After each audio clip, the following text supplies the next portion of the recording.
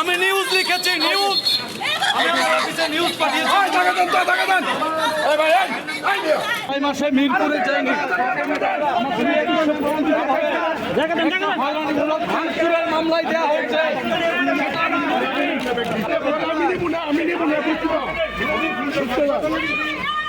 কোর্টে এসে শুনেছি, কিন্তু মেট্রো রেলের এমন কোনো কাজ আমার হাজবেন্ড করে নাই। অনেকদিন যাবত সে অসুস্থ। আন্দোলনের সময় ইটের বাড়ি দিয়েছে ওই যে আওয়ামী লীগের ছেলেরা, তখন থেকেই তার পা ব্যথা। উনি ওইভাবে মিডিয়ার সামনে আসে নাই। এভাবে কিন্তু আমার হাজবেন্ডকে ধরে নিয়ে যেতে পারেন না আপনারা।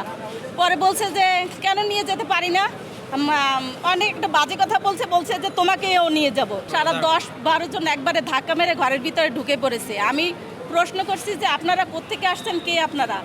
উনি বলে আমি কি আপনাদেরকে কৈফিয়ত দিব, সেটা বলবো কেন? আমি বলছি না, এরকম করে তো আপনি সব সাংবাদিকের সামনে থেকে আমার হাজব্যান্ডকে ধরে নিয়ে যাবেন, এভাবে কিন্তু আমার হাজব্যান্ডকে ধরে নিয়ে যেতে পারেন না আপনারা। পরে বলছে যে কেন নিয়ে যেতে পারি না, অনেক একটা বাজে কথা বলছে যে তোমাকেও নিয়ে যাব, এই কথা বলছে। আর আমার ফোনটা সে কোনো কিছুই পায় নাই। এই যে আপনার এই যে 2-1টা ভিডিও শেয়ার পাইছে, এছাড়া আমার ফোনে আর কোনো কিছুই ছিল না।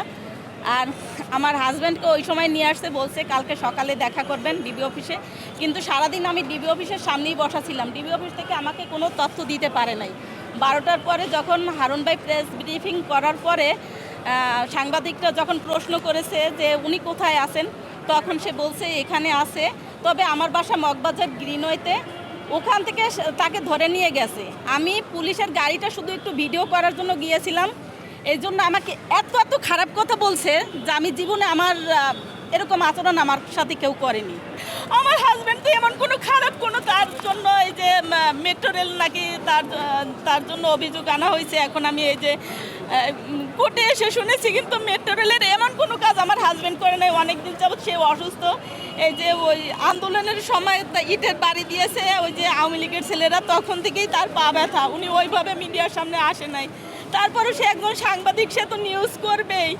এজন্য কি তাকে এভাবেই দাঁড়াইতে হবে? আমার এই অসুস্থ বাচ্চাকে নিয়ে আজকে এভাবে কোর্টের বারান্দায় আমার বয়স, আমি এভাবে কোনোদিন এইভাবে পুলিশের সামনে বা কোনো কোর্টে এভাবে আমি আসিনি কোনোদিন। আমি থাকি মগবাজার গ্রিনওয়েতে, 23 গ্রিনওয়েতে আমার বাসা, কিন্তু মিরপুর থেকে ওনাকে অ্যারেস্ট দেখানো হয়েছে। আমি হাতিরঝিল থানা, এরপরে আমার এই যে রমনা থানা, আমি সব জায়গায় খোঁজ নিয়েছি, কিন্তু আমি সারা রাতেও কোথাও কোনো খোঁজ পাইনি। সকালেও সারাদিন এই যে ডিবি অফিসের সামনে বারান্দায় বসেছিলাম। ওনারা তো আমাকে একটু বলতে পারতো যে হ্যাঁ আমরা এনেছি বা আমাদের কাছে আসতে, আপনি কোনো টেনশন করবেন না।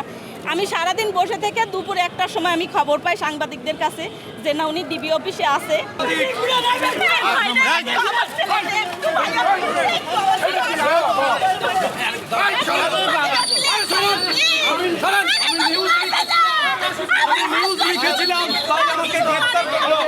আমি নিউজ লিখেছি, নিউজ আমি আমার অফিসে নিউজ পাঠিয়েছি।